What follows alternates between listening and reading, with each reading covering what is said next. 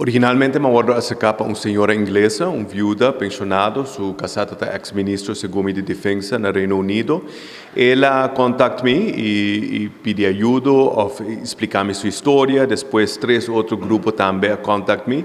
Seguinte, eu inverti algum dinheiro desde 2019 no projeto de Aqua Condominiums e tenho um caminho de cruz para recuperar a inversão ou receber a propriedade com a compra. Realmente nós estamos de documento não como que tempo Geoffrey Weaver, o tempo advogado Geoffrey Weaver advogado que representar Doina Novo em Aqua Condominiums e cria uma estrutura que de certa forma está estafar o inversionista original de uma inversão.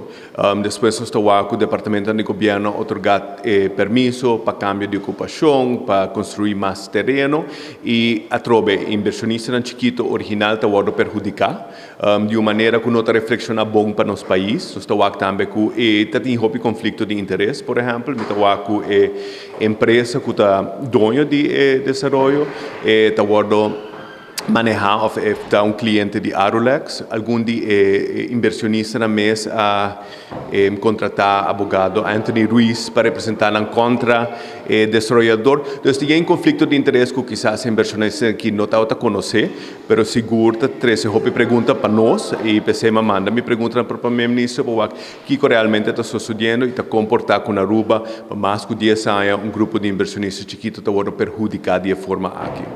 O sea, basicamente pone que si el inversionista chiquito que compra un condominio, o que no da dono de más. Então, o que está passando na comprar condomínio, maneira que, por exemplo, se você comprar condomínio na Oceania, que você tem condomínio, se você vive na interanha, você pode, se você verhuur, você pode, obviamente você paga por maintenance fees.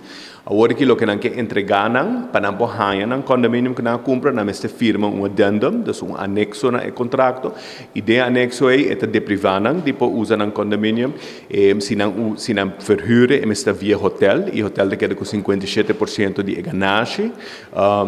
Dus tem hobby condicionam que está perjudicar o valor de uma propriedade. Algum dia não está desesperar, na firma addendum, na aceitar o condomínio e não tem 2 anos sem por vendê-lo, mientras o maintenance fees se acumular, te hora não perde na propriedade.